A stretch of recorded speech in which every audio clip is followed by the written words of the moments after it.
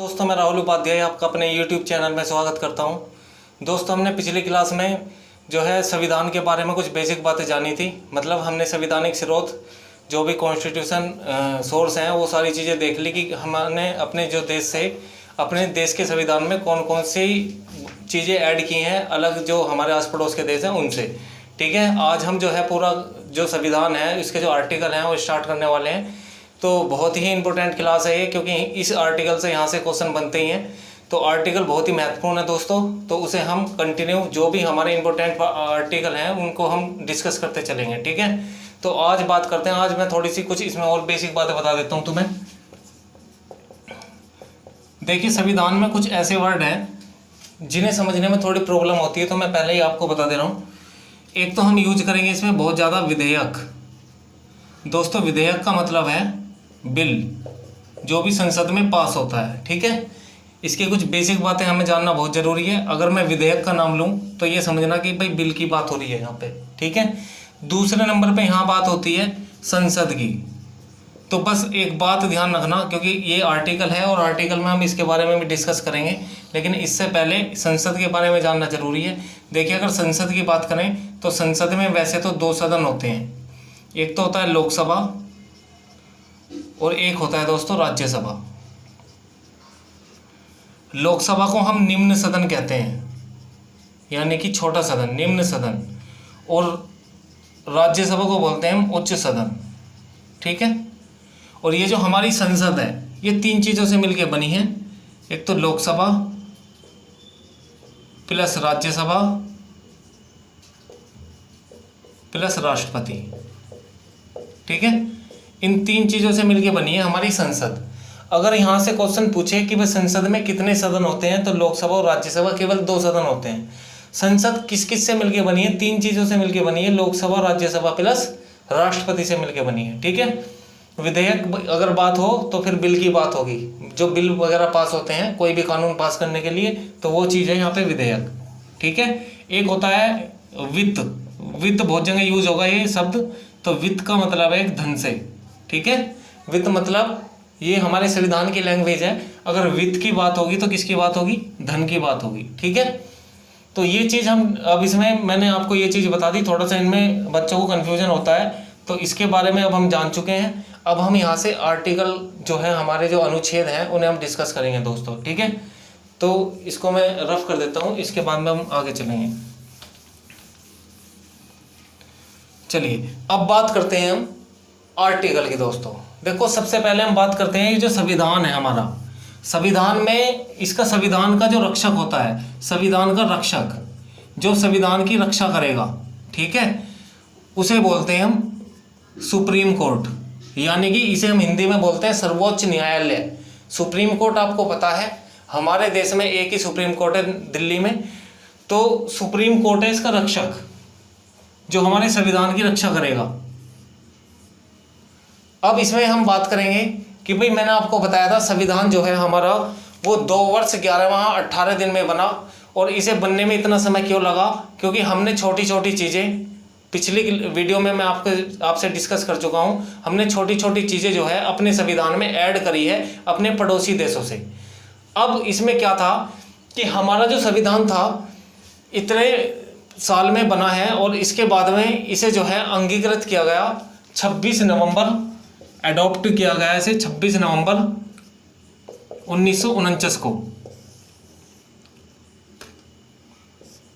26 नवंबर 1949 को इसे अंगीकृत किया गया दोस्तों।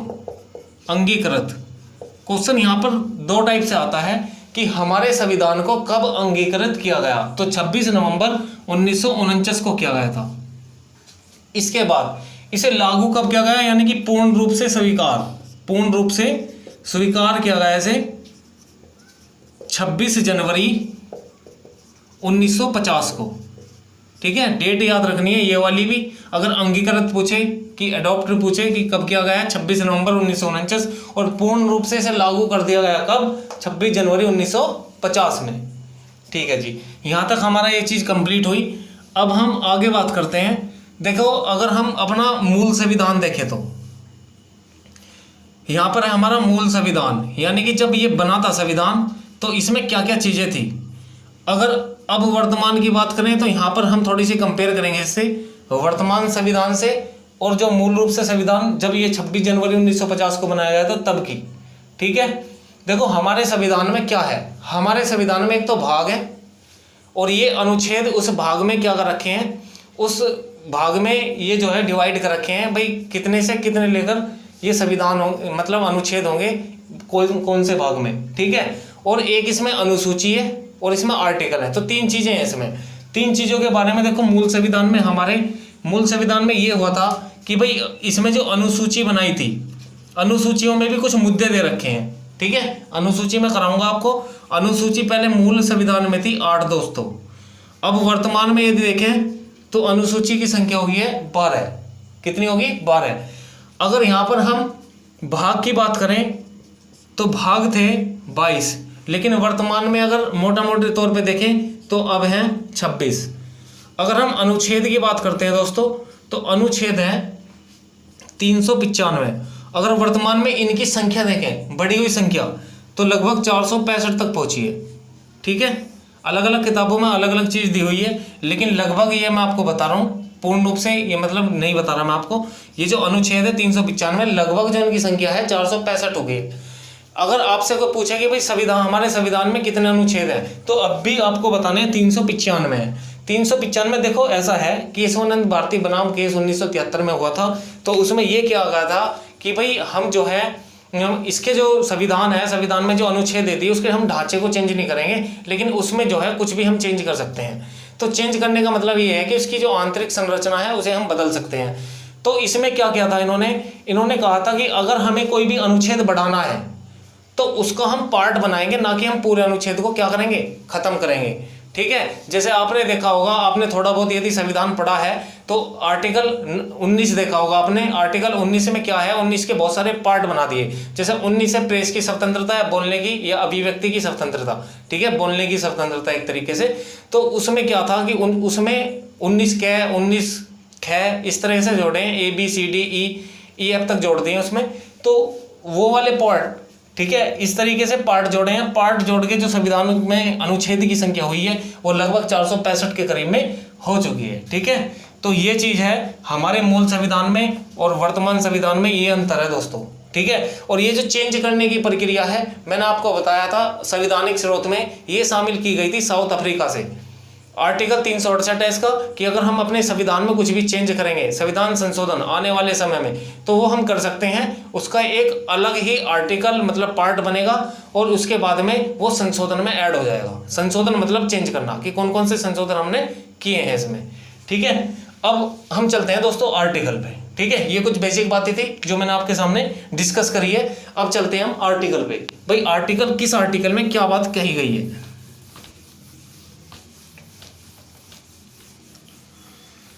दोस्तों अगर वीडियो आपको अच्छी लग रही है तो प्लीज़ ज़्यादा से ज़्यादा शेयर करें। ठीक है, क्योंकि भाई मेहनत चल रही है, अगर आप शेयर करेंगे तो हमें भी थोड़ा अच्छा लगेगा। चलिए अब हम आर्टिकल की बात करते हैं। दोस्तों देखो, इसमें भाग हमने 26 डिस्कस करे हैं। अब इसमें अगर हम भाग 1 की बात करें, भाग 1 की यानी कि पार्ट 1 की यदि हम बात करें, तो इसमें जो आर्टिकल हैं यानी कि जो अनुच्छेद दे रखे हैं भाग 1 में, वो दे रखे हैं अनुच्छेद 1 से 4 तक। ठीक है, अनुच्छेद 1 से 4 तक किस में है, भाग 1 में। अब इन अनुच्छेद में है क्या क्या चीज, उसके बारे में हम डिस्कस करेंगे दोस्तों।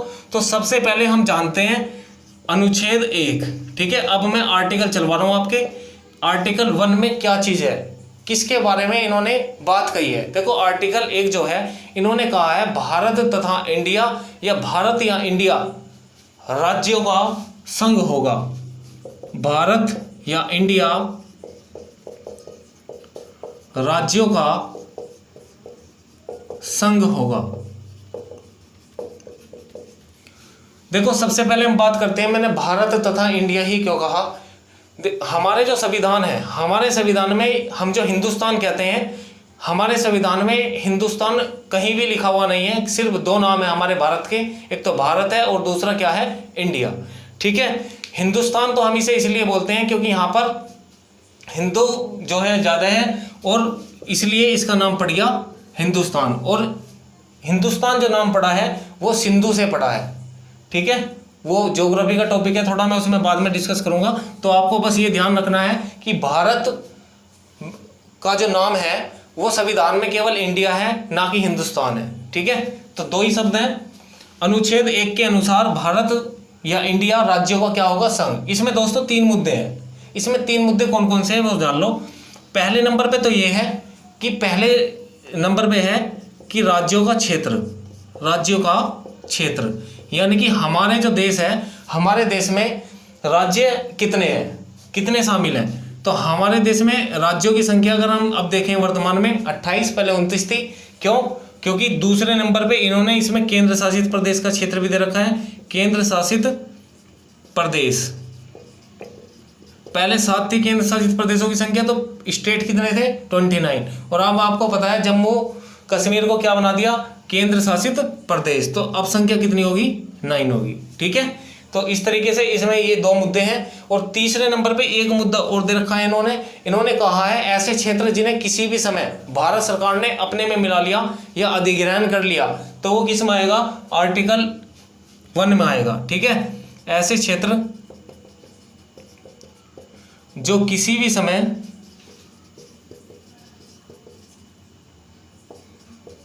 भारत सरकार ने शामिल किए हैं। ठीक है, तो ये जो क्षेत्र है ये है हमारा आर्टिकल 1। मतलब जैसे आपको पता है कि भाई पहले ये जो है आंध्र प्रदेश से अलग होकर एक नया स्टेट बनाया इन्होंने।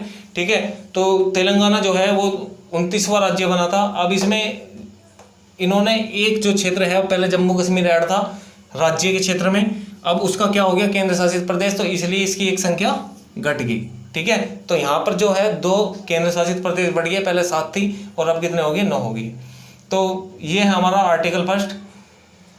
नेक्स्ट चलते हैं हम आर्टिकल 2 पर।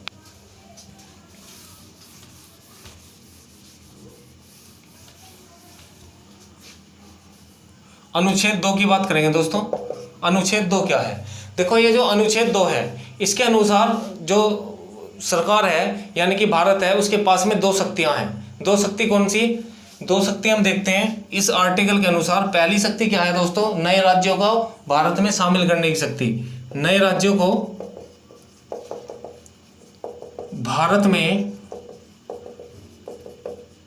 शामिल करने की शक्ति। अगर हम दूसरे नंबर पे देखें तो दूसरी जो शक्ति है नए राज्यों का गठन करने की शक्ति। ठीक है, नए राज्यों का गठन करने की शक्ति।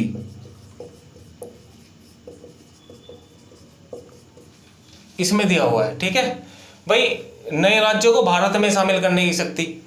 पहले में मैंने आपको बताया था कि भाई 3rd नंबर का जो पॉइंट है उसमें क्या है कि जो भी हम नया राज्य मतलब लेंगे किसी से या नए राज्य हम बनाएंगे भारत में, तो उसमें क्या है कि उसे अधिग्रहण करने की शक्ति प्राप्त है। लेकिन सेकंड में ये है कि नए राज्यों का भारत में शामिल करने की शक्ति है। और दूसरे नंबर पे है नए राज्यों को गठन करने की शक्ति। यानी कि एक क्वेश्चन आया था दिल्ली पुलिस कांस्टेबल में, उसमें दिया था कि यदि भारत सरकार नया राज्य बनाना चाहे या नए राज्य का गठन करना चाहे तो वो किस आर्टिकल में करेगी, तो आर्टिकल 2 में करेगी। ठीक है, इस बात का आपको ध्यान रखना है। नेक्स्ट हम बात करते हैं अनुच्छेद 3।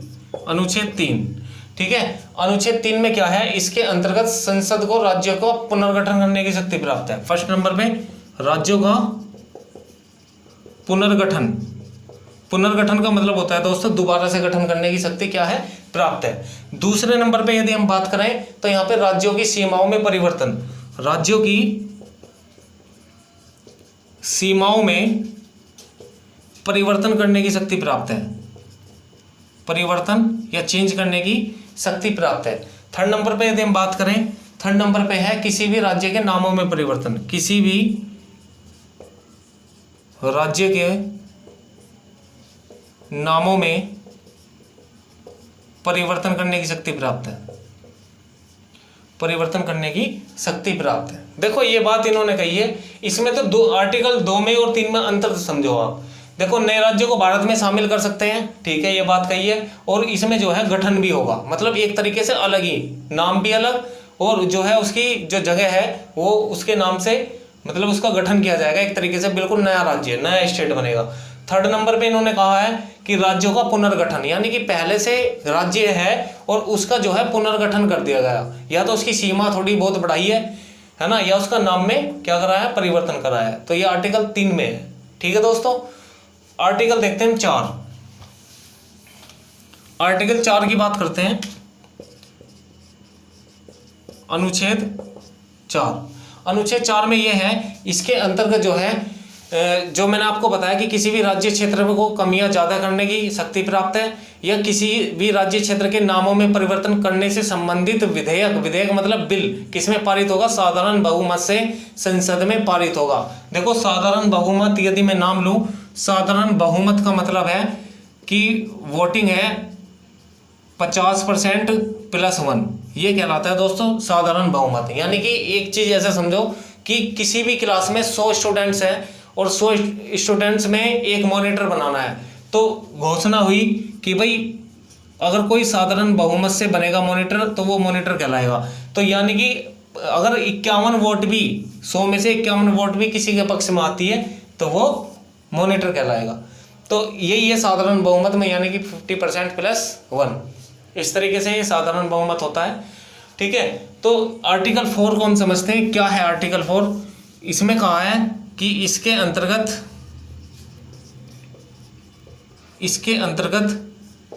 किसी भी राज्य क्षेत्र के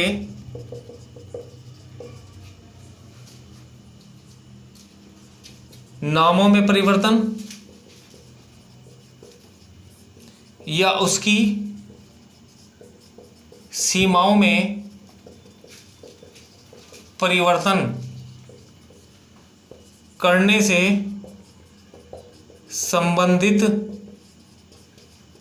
विधेयक मतलब बिल साधारण बहुमत से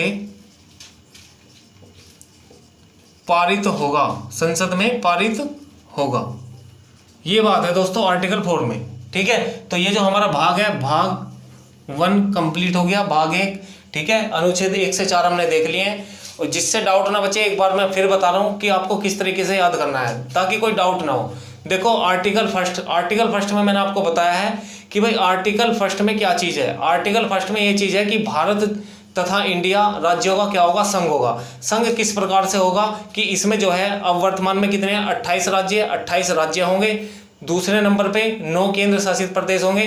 और थर्ड नंबर पे मैंने आपको बताया है कि यदि किसी भी राज्य क्षेत्र को भारत सरकार किसी भी समय अधिग्रहण कर सकती है, मतलब अपनी तरफ कर सकती है। अभी किसी का गठन या पुनर्गठन नहीं हुआ दोस्तों, अधिग्रहण मतलब अधिग्रहण एक तरीके से हम अडॉप्ट कह सकते हैं। ठीक है, तो आर्टिकल फर्स्ट तो ये हो गया। सेकंड में हमें कैसे याद करना है, सेकंड में हमें करना है कि भाई सेकंड में जो आर्टिकल 2 है इसमें है कि इसमें जो है ऐसे क्षेत्र जिनके किसी भी मतलब इनके पास में 2 शक्तियां हैं। 2 शक्तियां कौन कौन सी, नए राज्यों को भारत में शामिल करने की, दूसरे नंबर पे राज्यों को गठन करने की, मतलब नए सिरे से राज्य बनाने की।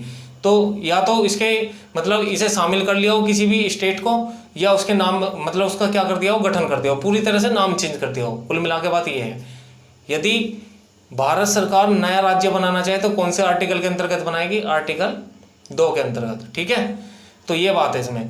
थर्ड नंबर पे हमने बात करी है अनुच्छेद 3 की। अनुच्छेद 3 में ये है, इसके अंतर्गत ये बात कही गई है कि भाई राज्यों का पुनर्गठन कर सकती है सरकार, फर्स्ट नंबर। दूसरे नंबर पे ये शक्ति प्राप्त है कि राज्यों की सीमाओं में परिवर्तन कर सकती है। जैसे परिवर्तन कैसे, जैसे हमारा उत्तर प्रदेश है, ये इसका जो क्षेत्रफल है वो काफ़ी बड़ा है, तो इससे जो सटा हुआ है वो उत्तराखंड है। ठीक है, उत्तराखंड को पहले ही उत्तर प्रदेश ही कहलाता था, ये अलग कर दिया है ना सन 2000 में। तो इसकी जो है सीमा बिल्कुल अलग होगी, तो एक तरीके से नया स्टेट बना हो।